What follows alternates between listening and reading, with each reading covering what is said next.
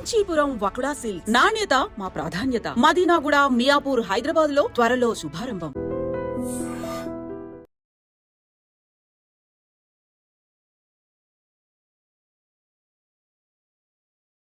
మళ్ళీ నైట్ 2 గంటలకు వచ్చి మళ్ళీ ఫస్ట్ ఇంట్లోనే చేస్తాను. అట్లా వాళ్ళు పిల్లల్ని చూసుకోలేదని కొట్టేది, సక్రమంగా ఏమి తీర్చేది లేదు. నాకు కొడతాన్నాడు. ఎక్కువ మాట్లాడితే ఎందుకు నువ్వు మాట్లాడుతాడు అనేది కొట్టేది. పిల్లల్ని చూసుకోలేదు. నా పిల్లలు కొంచెం ఏమన్నా మాట్లాడితే ఎక్కువ అరిచేసేది, నన్ను కొట్టేస్తుంది అని చెప్పి ఊరికేనంతా వాళ్ళకి కాయించి చెప్పేసేది. అట్లా చేస్తా అంటే ఒకరోజు వచ్చి కొట్టినాడు. కాఫీ గ్లాస్తో వేసినాడు. వచ్చి కాలర్ పట్టుకొని కొట్టినాడు. ఎవరు? అక్కడ కపిల్. మళ్ళీ నేను చెప్పిన ఇజా తీసినాము చెప్తే, మనం ఇక్కడ వచ్చేసినాము, ఏం చేయలేము, ఇది మన దేశం కాదు, వాళ్ళ దేశం, వాళ్ళు ఏమన్నా అనిపించుకోవాలా, కొట్టించుకోవాలా, కొన్ని రోజులు అంటూ మన టైం వచ్చే వరకు ఓపిక పట్టుకోవాలా, వాళ్ళు ఏమన్నా అనిపించుకొని చేయాల్సిందే అని చెప్పి ఆమె నన్ను ఓదారుస్తానండి. ఓదారుస్తాంటే మనం డబ్బుల కోసమే వచ్చినాము, వాళ్ళు టార్చర్ పెట్టినా పడల్లా అని చెప్పేసి అట్లే పడుతున్నా. మళ్ళీ నాకు కొన్ని రోజుల తర్వాత ఒక సంవత్సరం, 1.5 సంవత్సరం అయినాక కాళ్ళు సంవత్సరం పనిచేసావు కదమ్మా, ప్రతి నెల జీతం ఇచ్చేవారా? 3 నెలలకు 4 నెలలకు అట్లా పంపిస్తున్నారు. ఏమంటే డబ్బులు రాలేదు అనుకుంటున్నారు. 4 నెలలు డబ్బులు వాళ్ళ పక్కే ఉండిపోయింది. 4 నెలలు 2 నెలలు పట్టుకుంటున్నారు, 2 నెలలు ఇస్తున్నారు. అదేం అట్లా అంటే మాకు డబ్బులు రాలేదు, డబ్బులు వచ్చింటే మేము కూడా ఇచ్చేవాళ్ళమే కదా, డబ్బులు రాని మేమేం చేస్తాము, నీ పిల్లలకి ఇది అవుతుంది లేదు, దండి ఖర్చు అవుతుంది, అది వాళ్ళను చదువులకి ఇమ్మని చెప్పు, ఫీజు కట్టమని చెప్పు, బట్టలు కొనమను అని వాళ్ళు అక్కడే నాకు ఓదారుస్తున్నారు. భోజనం బాగా పెట్టేవారా? భోజనం ఒక పూట పెడితే ఒక పూట లేదు. అయినా కానీ ఇంకా భరించేది తప్పదు కదా సార్. అక్కడ పోయినాక మాకు తెలియదు, మీకు తెలుసు సార్, నువ్వు అక్కడ పోతే మా పిల్లలకి ఎంత ఖర్చు వచ్చేది, మాకు అక్కడ ఎంత తిండి పడేది, ఈ డబ్బులు మాకు చాలదంటే, మీ డబ్బులు మాకు తెలుస్తుంది, ఇది ఎత్తుకొని వాళ్ళను చదువులు ఫీజులు కట్టుకోమను, తిండి పెట్టుకోమను, హాస్పిటల్లో చూపించుకోమను అని ఆ డబ్బులతోనే సర్దుకోమని చెప్పు. నువ్వు ఒకదాన్ని సంపాదించి వాళ్ళకి ఏం పెట్టలేదు, ఇక్కడ దాచుకోమాకల్లే అంటున్నారు. దాచుకుండే కాదు సార్ నేను ఇక్కడ వచ్చిండేది, నా బిడ్డలు తిండి పెట్టుకుంటేకి, వాళ్ళని చదివించుకుంటేకి మీరు కొడతానే తిడతానే పడి వాళ్ళు తిండి పెట్టుకుంటాను అని అంటే, వాళ్ళు నన్ను మా మీదనే తిరుగుపడతావా అని చెప్పేసి కొట్టేకి వస్తున్నారు. ఇక్కడ భర్త చేతిలో తనని తిన్నావు, అక్కడ వెళ్ళి ఆ చేతిలో తన తిన్నావు, బాధ అనిపించలేదు? బాధ అనిపిస్తే ఏం చేయాలి సార్, తప్పదు కదా. అట్లని పడతాను. మళ్ళీ కొన్ని రోజుల తర్వాత నిద్ర లేపినారు. నిద్ర లేపి ఎక్కువ పిలుస్తాను ఏమని చెప్పేసిన బాత్రూంలో పోయి మొహం కడుకుందామని పోయినా నీళ్ళన్నీ కాలిపైన పడినాయి. వచ్చి కాలంతా కాలిపింది, బొబ్బలు వచ్చేసినాయి ఇక్కడంతా. మళ్ళీ నేను పని చేయకున్నా వారం 10 రోజులు చేసేళ్ళకి ఎక్కువైపోయింది కాలు. హాస్పిటల్ పిలిచిపోండి అంటే పిలిచిపోలేదు. అక్కడే ఒక నెల 1.5 నెలలంతా జ్వరం కాసింది, అయినా హాస్పిటల్ పిలిచిపోలేదు. కాలు అంతా కాలిపోయింది. మాకు హాస్పిటల్ పిలిచిపోతే నీకు కేసు అవుతుంది, మేము పిలిచిపోము, మమ్మల్ని మేమే కాల్చినామంటారు, నువ్వెందుకు కాల్చుకున్నావు, మాకు చెప్పచ్చు కదా ఇట్లా అట్లా అని చెప్పి వాళ్ళని మళ్ళీ గలాటుకు వచ్చినారు. ఇంక నేను పని చేయలేను, నా నుంచి కాదు, నా కాలు ఎక్కువ నొప్పిస్తుంది, మళ్ళాడే కాలేదు అంటే, నువ్వు ఇండియాకి వెళ్ళిపోవాలని చెప్పి కాల్చుకున్నావు, మేము పంపించలేదని చెప్పేసి నువ్వు కాల్చుకునేసి, మేము పంపించము, నీకు చూపించము, మానే వరకు అట్లే పని చేయండి. ఆటికి చేసిన 2 వారాలు చేసిన, సాధ్యం కాదు నాకు, నేను చేయలేను, మీరు ఏమన్నా చేసుకోండి అంటే 4 నెలలు డబ్బులు వాళ్ళకల్లే ఉన్నాను. కొట్టే మధ్యలో మరి మీ ఆయన ఎప్పుడైనా ఫోన్ చేశారా పిల్లలు కానీ? నేనే చేస్తాను సార్. అక్కడ మ్యాన్ డబ్బులు అడిగారు? అక్కడ కూడా అడుగుతా అన్నాడు, ఎందుకు పంపించలేదే అని. ఇస్తారంటే అని చెప్తాను. మళ్ళీ అక్కడ పోయినాక వాళ్ళ అమ్మాట అంటే, ఇంకా నీ డబ్బులు ఉంది దానే టికెట్ పెట్టేస్తాము, వెళ్ళిపోను, నా డబ్బులే కానీ నా బిడ్డల మగని చూపిస్తే చాలు, నాకు పంపించండి అని చెప్పి నేను అక్కడ నుంచి వచ్చేసాను. రాగానే పిల్లలు కలిసారా? ఎయిర్పోర్ట్కి వచ్చారా? రమ్మన్నాను సార్. చూడగానే ఏమనిపించింది? ఇంకేమనిపించింది, ఏడుపు వచ్చేసింది సార్. అక్కడ వస్తాను ఇట్లే. మనం వెళ్ళిన పని నెరవేరిందంటావా? డబ్బులు అప్పులు తీరే పని లేదు సార్, ఇంకా అప్పులు ఉన్నాయి, కొంచెం తీరినాయి, కొంచెం ఉన్నాయి. అయినా అట్లా అప్పులతోనే ఒక పాపకు పెళ్లి చేసినాను, 2 పిల్లలు చదువుతున్నారు. మీ ఊరు నుంచి ఎక్కువ మంది ఎందుకు వెళ్తున్నారమ్మా కలుపుకి? వాళ్ళందరూ బీద పరిస్థితి ఉండి వచ్చినారు సార్, అంత బీద కుటుంబాలే. ఇక్కడ వ్యవసాయం చేసుకోవడానికి, వ్యవసాయం చేసుకుంటే మాకు భూమి అంటూ కనీసం సెంటు కూడా లేదు సార్. ఇట్లా ఏమన్నా గవర్నమెంట్ ఆదాయం ఏమీ లేదు, వాళ్ళ సహాయం ఏమీ లేదు, భూములు అంటే ఏమి లేవు. ఇంకా డైలీ కూలీ చేసుకోవాలా, మేము కష్టపడుకునే డబ్బులతోనే సంసారం గడుపుకోవాలా. మరి ఎప్పుడైనా అధికారుల దగ్గరికి వెళ్ళి అడిగావా ఏమైనా కావాలని? అడిగినాను సార్, ప్రతి మీటింగ్కు పోతున్నాం, అడుగుతున్నాం, అర్జీలు ఇస్తున్నాం. కనీసం మాకు క్వార్టర్స్ కూడా ఇవ్వలేదు సార్. ప్రతి మీటింగ్కు పోయినాం, అర్జీలు ఇచ్చినాం, మా పరిస్థితులు ఉంది అన్నాను. సరేలమ్మా ఇస్తాము, గొర్రెలని ఇస్తాము, ఇది ఇస్తాము, అది ఇస్తాము అని చెప్పి ఊరికి ఆశ పెడతాన్నారు అంతే. మాకు ఇచ్చిందంటూ ఏం లేదు. క్వార్టర్స్ కూడా ఇచ్చింది లేదు ఇంతవరకు కూడా. మా అమ్మకు చిన్న ఇల్లు ఉంటే ఆ ఇంట్లోనే ఉన్నాం. ఇప్పుడు ఎలా గడుస్తుందమ్మ కుటుంబం? ఇప్పుడు కూడా నేను ఎక్కువ అక్కడ వచ్చిన ఒకటి నుంచి కాలుతో అట్లే పని చేసి కుళ్ళు పోతానే ఉన్నాను సార్. పని చేసుకురాలో డబ్బులు తెచ్చుకోవాలి. మా ఆయన చేసింది తీపిచ్చుకుంటాడు, తిరుగుతూ ఉంటాడు, పని చేయడు, పాట ఏం చేయడు. మీ జిల్లా, మీ ఊరు నుంచి ఇంకెవరు వెళ్ళకుండా ఉండాలంటే ఏం చేయాలి? ఏదన్నా వాళ్ళకి సహాయం చేయాలి సార్. ఇంక వెళ్ళకన్నా ఉండాలంటే వాళ్ళకి ఇక్కడ ఏదన్నా బతుకు దూరవిస్తే దాంతో అది చూసుకొని ఉండిపోతారు, కష్టపడుకుంటారు. కుటుంబ కష్టాలు తీర్చడానికి నువ్వు కలిపి వెళ్ళావమ్మా, కువైట్ వెళ్ళావు కదా. ఇంకా నీలాగా చాలా మంది ఉన్నారు ఇక్కడ, వాళ్ళందరికీ అక్కడ వెళ్ళమంటావా వద్దంటావా? అది నేను చెప్పేది కాదు సార్. నేను వెళ్ళమన్నా చూడు మేము బతుకుదామంటే పానికి ఉన్నారని వాళ్ళ అభిప్రాయం ఉంటుంది. పోవద్ద నాపేకి లేదు, పొమ్మని చెప్పేకి లేదు. నా బాధ గురించే చెప్పిన, అందరికీ అట్లే ఉండదు కదా అని ఆలోచించుకుంటారు. వెళ్తే సుఖపడతారా కష్టపడతారా? కష్టపడేది మాత్రం గ్యారెంటీ, కష్టపడంది మాత్రం డబ్బులు సంపాదించుకొని తిరిగి రారు. ప్రతి మనిషి అక్కడ కష్టపడాల్సింది. కొంతమందిని బాగా ఇబ్బంది పెడతారనేది ఆడవాళ్ళకి అనేది వాస్తవం. అదంటూ మేము చూడలేదు సార్. మేము ఉండే తను మాత్రం అట్లంతా జరగలేదు. ఇట్లా ఇంట్లో పని గురించి మాత్రమే ఎక్కువ పిల్లోళ్ళతో, ఇంటి పని, వంట పని, పిల్లోళ్ళు మొత్తం అంతా చేపించి నైట్ 2 గంటల వరకు నిద్ర ఏం లేకుండా కష్టపెట్టినారు. పని గురించి టార్చర్ పెట్టినారు. మాకు సెపరేట్ రూమ్ ఉంటుందా లేదంటే? రూమ్ ఉన్నది, ఇచ్చినారు సార్, రూమ్ ఇచ్చినారు. బాగానే చూసుకున్నారా? అక్కడ చూసుకున్నారంటే బాగా, అంటే ఏది చూసుకోవటము, నైట్ 2 గంటల వరకు పని చేపించేది. ఇప్పుడన్నా అన్నం తింటానంటే తినే అన్నం కావాలంటే మళ్ళీ తిందులేరా అనేది వచ్చేది. ఇట్లా ఎదురు కూర్చుండేది, నీలా కూర్చుండేది. నేను అన్నం తింటాను, తినేసి వస్తాను అంటే నువ్వు తినే వరకు నేను కూర్చుంటాను, తిను తొందరగా అని చెప్పేది.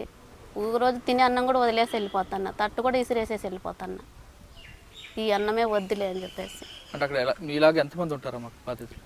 ఉన్నారు, చాలా జనాలు ఉన్నారు. ఇంటింటికి ఓ మనిషి ఉండాల్సిందే సార్. ఎందుకు మన వాళ్ళు ఎందుకు ఉంటారు, వేరే రాష్ట్రం వాళ్ళు ఎందుకు ఉంటారు అక్కడ? అది మాకు ఎట్లా తెలుస్తుంది సార్? ఎక్కువ తెలుగు వాళ్ళు ఉంటారా మిగతా దేశాలు? మిగతా దేశాలు ఉన్నారు, ఫిలిపిన్ వాళ్ళు ఉన్నారు, బంగ్లాదేశ్ వాళ్ళు ఉన్నారు, శ్రీలంక వాళ్ళు ఉన్నారు, అక్కడ అమెరికా వాళ్ళు ఉన్నారు, చాలా దేశం వాళ్ళు ఉన్నారు. పోయినాను, ఏదో ఒకటి బాకీలు తీరిపోతే బాగుంటుంది మరి కదా. మీ ఆయన ఒప్పుకున్నారా? లాస్ట్లో ఒప్పుకున్నారు ఏజెంట్, మీరు ఒప్పుకోలేకుంటే డబ్బులు కట్టాలా అట్లా అంటే, ఇంకా ఏం చేసేది ఉంది, చెప్పకుండా చేసినావులే, ఇంకా పోయి రాపో అని చెప్పినారు. మళ్ళీ పోతే అక్కడ మద్రాసు నుంచి ఎక్కిస్తున్నాడు ఆయప్ప. అక్కడ పోయినప్పటి నుంచి 3 రోజులు ఫోన్ చేయించలేదే అని ఏడ్చినాను. అది ఏడ్చినామని ఇసిపెట్టేసి ఆఫీస్లో ఇసిపెట్టేసినాడు. అక్కడ మస్కట్ అంటారు, దాంట్లో ఇసిపెట్టేసిన తర్వాత అప్పటి నుంచి ఒకటే కష్టాలు ఉండేది. వాళ్ళు పంపిస్తారు, అక్కడ పోవాలా, మళ్ళీ వచ్చేయాలా. వాళ్ళు ఎందుకు పంపిస్తారో తెలీదు, వాళ్ళు మళ్ళీ ఎందుకు పిలిపించుకుంటారో తెలీదు. వాళ్ళ మాటలు మాకు రావు. అట్లా డబ్బులు కూడా పని చేసిన డబ్బులు వాళ్ళే తీసుకుంటారు. పోనీలే అని ఒక 3 నెలలు ఆఫీస్లో అట్లే జరిపినాను. అన్నం లే, ఫుడ్ లే, ఒకటే బాత్రూమ్, ఒకటే లెట్రిను. కష్టం. చాలా మంది మెంటల్ అయిపోయినారు. వాళ్ళు ఒకరు బయట పడితే ఇట్లా చెప్పుకోవాలా పోలీసులకి అని చెప్పుకుంటారు, ఏడ్చుకుంటారు. వాళ్ళు వాదులు చాలా ఉన్నారు. మేము ఎట్లా బయటపడతాము, మేము బయటపడతామా లేదా చచ్చిపోతామా అని అట్లా ఉంటుంది అక్కడ. అయినా అట్లే అన్నం కోసం చాలా కష్టపడతారు. అన్నం కుక్కలు కూడా తిన్నారు అన్నము, అయినా అన్నంకి కొట్లాడుకుంటారు. అట్లా పరిస్థితి అక్కడ ఉంది. అక్కడ నుంచి ఒక 10 నెలలు వేరే చోట పోయినాను పనికి. వాళ్ళు కూడా ఇట్లే కొట్లాడుకొని పని చేపించేది. ఆఫీస్ వాళ్ళు డబ్బులు మనకి అన్నారు, నీకేమో మళ్ళా నీకు ఒకటేసారి ఆఫీస్ వాళ్ళు ఇస్తారులే అని చెప్పి నాకు సంవత్సరం అంతా పని చేసి డబ్బులు ఇవ్వలేదు. ఏం పని చేసేవారమ్మా మీరు?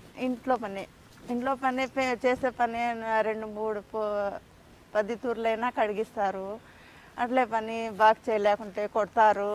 ఇంట్లో ముఖంకి కట్టినారు. ఆఫీస్లో అయితే పోతావు వచ్చేస్తావే అని చౌక్ కొట్టింటే ఫోన్ అడిగింటే మా ఇంట్లో ఎట్లున్నారో ఏమో ఫోన్ చేయాల మా వాళ్ళకి నా పిల్లలు ఎట్లున్నారు అని ఏడుస్తుంటే నీకు ఫోన్ కావాలా అని చెప్పి చెవులకి కొట్టినారు. 3 నెలలు రక్తం వచ్చింది.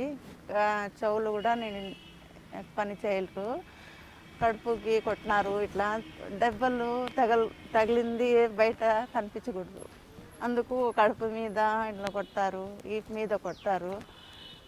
అట్లా అంటే కడుపుల్లో ఎందుకు గుద్దుతారు వాళ్ళు? వాళ్ళు ఇట్లా పట్టుకొని కొడతారు. బయట దెబ్బలు చూడరు కదా ఆడవాళ్ళకి, బయట ఇక్కడే కనిపిస్తుంది.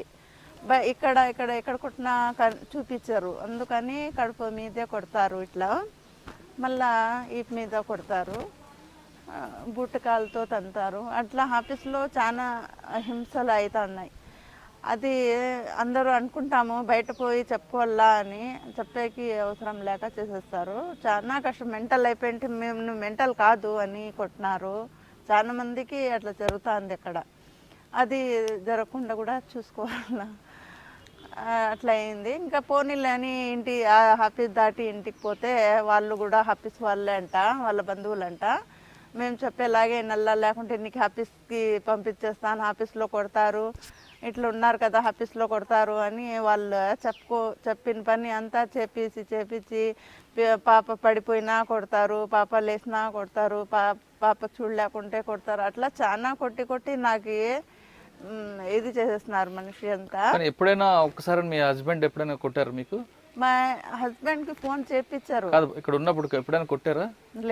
లేదండి. కానీ అక్కడ పోయి ఇక్కడ అది ఆ బాధ మనసులో ఎక్కువ అయిపోయింది. హస్బెండ్ కొట్టలేదు, తల్లిదండ్రులు కొట్టలేదు, అక్కడ పోయి అంత కష్టపడినానే నేను. మా ఇండియాలో మగోళ్ళు ముట్టుకోరు కొట్టేకి, అక్కడ కొట్టినారంటే ఎంత బాధ అవుతుంది. అది ఇక్కడికి వచ్చి కూడా మా పిల్లలకి మా హస్బెండ్కి చెప్పుకుంటే కూడా నాకు అంత ఏడుపు వచ్చేసింది. అట్లా అక్కడ పోయి కొట్టించుకున్నానే ఆ డబ్బుల కోసము అని చాలా బాధ అయ్యింది. అట్లా మళ్ళా వేరే ఇంటికి పోతే అది వాళ్ళు డబ్బులు ఇవ్వలేదు. సంవత్సరం అంతా నాకు డబ్బులు లేదు సార్. తర్వాత ఒక ముసలాయమ్మ దగ్గర 5 నెలలు పని చేసినాను. 5 నెలలు డబ్బులు వాళ్ళు ఇచ్చినారు. తర్వాత వాళ్ళు నేను ఆపరేషన్కి పోవాలా, నువ్వు ఏరో చోట పోవాలా అన్నారు. నేను అక్కడ పోయిన నుంచి 50 ఇండ్లైనా చేసింటాను సార్. ఒక్క ఇంట్లో కూడా సరిగ్గా నాకు దొరకలే. అందుకోసమై నేను ఆ పనికి పోయేకి నాకు కాదు మేడం. నేను చాలా చోట తిరిగినాను, మంచి మనుషులు లేరు. ఈ ఏరియానే మంచిగా లేదు. నేను మా ఊరికి వెళ్ళిపోతానంటే 2 లక్షలు ఇచ్చి పో అన్నారు. అప్పుడు ఇక్కడ నుంచి మా ఆయన 2 లక్షలు పంపించింటే నేను వచ్చినాను సార్. మీరు అప్పులు తీర్చడానికి వెళ్ళి మళ్ళీ తిరిగి డబ్బులు ఇచ్చి వచ్చినాను. అట్లా కట్టి వచ్చినాను. ఇప్పుడు ఏం చేయాలో ఏమో తెలియదు. మరి మీ ఆయన తిట్టలేదా? అప్పులు తీరుస్తాను వెళ్ళి మరి తిరిగి ఆయనతో డబ్బులు ఇప్పించుకున్నారు కదా? సార్ ఏం తిట్టలేదు సార్. నువ్వు వచ్చేసినావు సార్లే మనిషి. ఎందుకు 2 లక్షల రూపాయలు ఎందుకు కట్టాల్సి వచ్చింది? ఏం సార్, వాళ్ళు మేము ఆఫీస్లో 4 లక్షలకి కొన్నాము. నువ్వు 5 నెలలు పని చేసి వెళ్ళిపోతే మాకు ఆ డబ్బులు ఎవరు ఇస్తారు?